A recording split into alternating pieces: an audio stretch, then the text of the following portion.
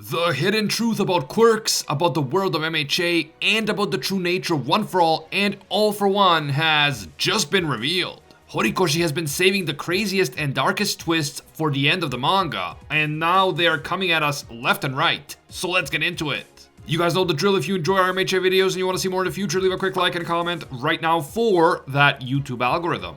And if you want to help this channel awaken the true power of its quirk by hitting 2 million subscribers, do me a huge favor and subscribe right now. Subscribing on YouTube is completely free, and we are so close to 2 million. Finally, this video will of course contain MHA manga spoilers, so please proceed with caution. You have been warned. The previous chapter brought us up to speed on what's happening on all the other hero versus villain battlefields across Japan, and practically everywhere you can think of, the heroes are winning. A lot of the action in the smaller battles just happened off screen, but overall, the heroes have done a great job turning things around. And All for One's carefully formulated master plan is falling apart. All for One and Shigaraki are basically the only two major villains still left standing, and even they don't see eye to eye on how to proceed. So yeah, All for One is having a tough time adjusting to this current situation on the ground. And then there's the fact that he is running out of time and he is about to be rewound out of existence. All in all, things are not very daijobu for All for One. Over on the main battlefield, Deku is of course still fighting Shigaraki and Bakugo is still fighting All for One. But All for One started getting worried about how strong Bakugo has become, and he decided that he doesn't have any more time to waste. He actually tried running away from Bakugo and flying straight to Shigaraki, but Bakugo caught up to him and prevented him from reaching Shigaraki.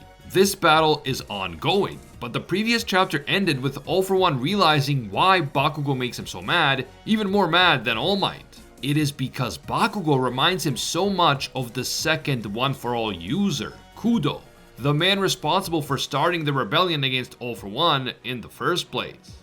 This leads us into the latest chapter, which finally reveals the tragic backstory of both All for One and his brother Yoichi, the first user of One for All. The name of this chapter is Paranormal Orphan, and not gonna lie, that's a pretty great name for like an emo band in the mid-2000s. Before All for One and Yoichi were born, their mother was living on the streets, and at one point she seemingly developed some kind of disease that produced a spike on her left arm. It's important to remember that this is happening in the time before quirks appeared, so any odd mutation would just be seen as some sort of unnatural disease rather than a paranormal ability. At this time, the woman was pregnant with twins, and as it turns out, All for One and his brother Yoichi are actually twin brothers. I always assumed that Yoichi was considerably younger, but that's only because while they were in the womb, All for One was grabbing the majority of the nutrients from their mother. And so, All for One was born much bigger than his tiny brother Yoichi. Their mother gave birth to the two twin boys by the river, and then afterwards, she died. It is worth noting that when she died, that weird spike on her arm disappeared, and the reason why will become clear very soon. The mother's corpse was then eaten by rats, but the two newborns were carried to safety by the current of the river, and they survived. Now, I don't know how these newborns can survive being washed away in the river and then washing up somewhere else on their own, but presumably someone found them and helped them. You know how it is, it's the power of shonen logic. Now, all of this occurred like a year before the birth of the luminescent baby, the person who was credited as the first official quirk user in the world. This means that both All for One and his brother developed quirks before the first official quirk appeared, but their quirks just weren't noticed by anyone. And it seems like there were many other quirk users that emerged before the luminescent baby, but no one realized what these quirks really were. After the birth of the luminescent baby, the concept of quirks finally started to catch on, and more quirks started to appear. Physical mutations that before this time would have been treated as illnesses were now recognized for what they really were: paranormal abilities. Quirks mostly appeared in newborns and children, but they could also appear in pretty much anyone who still hadn't reached puberty. The cause of this phenomenon was the fact that a new addition appeared within the human genetic factor, although it still isn't clear how this addition actually came about. As far back as the Overhaul arc, we learned that people speculated that quirks were the result of a disease spread by rodents that eventually resulted in human genetic mutations. But it's also possible that quirks came about as a result of some sort of human experimentation. perhaps government experiments designed to give humans special powers and turn them into super soldiers. The experiments might have started out as something to be carried out on a select few people, but then somehow the substance used to give people quirks escaped the lab and began to spread. I am really interested in how quirks came about in the first place, so I hope Horikoshi does give us a proper explanation instead of just vague posting for about 400 chapters. Now, unsurprisingly, when quirks first appeared, this caused widespread panic among the general population. Those who didn't have quirks got scared and started claiming that people with quirks were dangerous monsters rather than normal human beings. Massive chaos ensued, and a few years after quirks started to appear, anti-quirk militias began roaming the streets and attacking people with quirks. Quirks were also known as meta abilities, paranormal abilities, and so on. One of these groups actually came across a young All For One, and in that moment, All For One looked a lot like little Tenko Shimura back when he was roaming the streets in a state of shock after killing his own family. The anti-quirk militiamen felt bad for the orphan, but they knew that he was not just an ordinary human. He is a paranormal orphan, so they considered him too dangerous to actually help him. He was already quote-unquote infected, and so just like little Tenko many years later, little All For One was ignored and left alone in the streets. The militiamen turn to walk away from the boy, but before they can leave, All For One just kills them all using a bunch of massive spikes that suddenly emerge from his body. It seems that the spike that appeared on the arm of All For One's mother was actually her manifesting a quirk, and All For One stole it from her before she died. Even as a newborn, All For One felt that the entire world was his for the taking. Everything belonged to him, including his mother's quirk. And if you don't have anything to give him, then you're just a nuisance. He will take whatever he wants, and if you stand in his way, he will destroy you. This also confirms that All For One manifested his quirk stealing quirk as a newborn, meaning that he was a quirk user long before the luminescent baby. As the years pass, All For One starts wreaking havoc on the streets of Japan. We see him attacking people left and right, and presumably taking their quirks and everything else that he desires from them. Little Yoichi is also there, and he is trying to stop his brother from hurting other people. Yoichi was much smaller and weaker than his brother, and at this time he didn't know he had a quirk, but he still tried to stand up to his brother, even as a toddler. Nevertheless, we see All For One just kicking Yoichi away and moving on, clearly uninterested in Yoichi's opinions. Because Yoichi was weak and seemingly quirkless, he couldn't really give All For One anything that he desired. Normally, this would lead All For One to simply discard the person in question.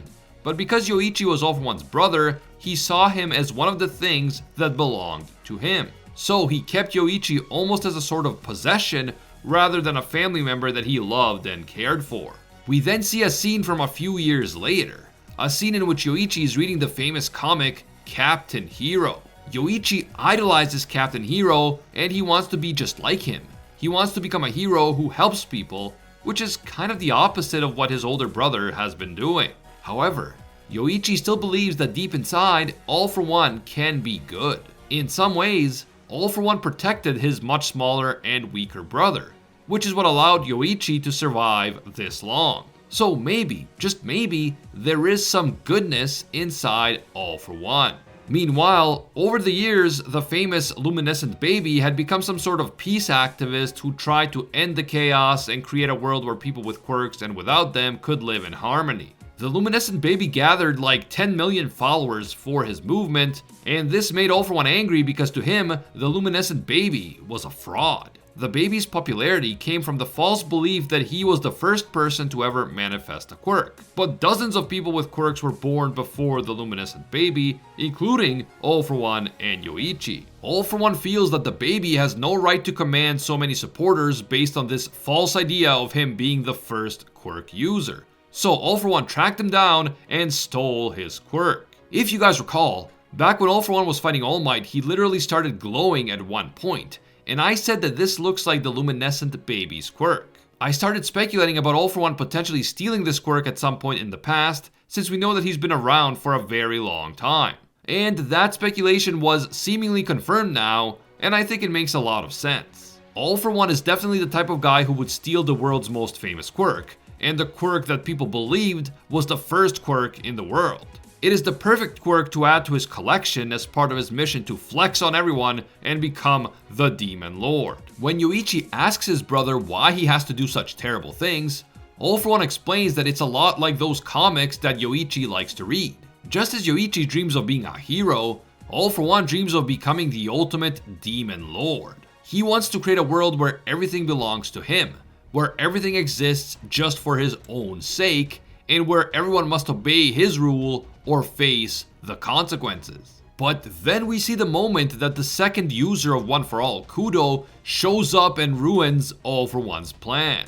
This is happening years later when Yoichi and All For One are already adults. Soon after All For One gave his brother a quirk, the stockpiling quirk that eventually evolved into One For All, Yoichi was released from his captivity by Kudo and the other rebels. This infuriated All For One because Yoichi was one of his things, one of his possessions, and no one had the right to take that away. What's more, no one had the right to rebel against the Demon Lord because the world was his for the taking, and resisting his will was unacceptable. It seems that All For One either killed his brother or at least cut off his hand as he was making his escape with Kudo. But whatever ultimately happened to Yoichi, we know that he managed to transfer One For All to Kudo before he died. And even though this happened so long ago, this was the beginning of the end of All For One's reign of terror.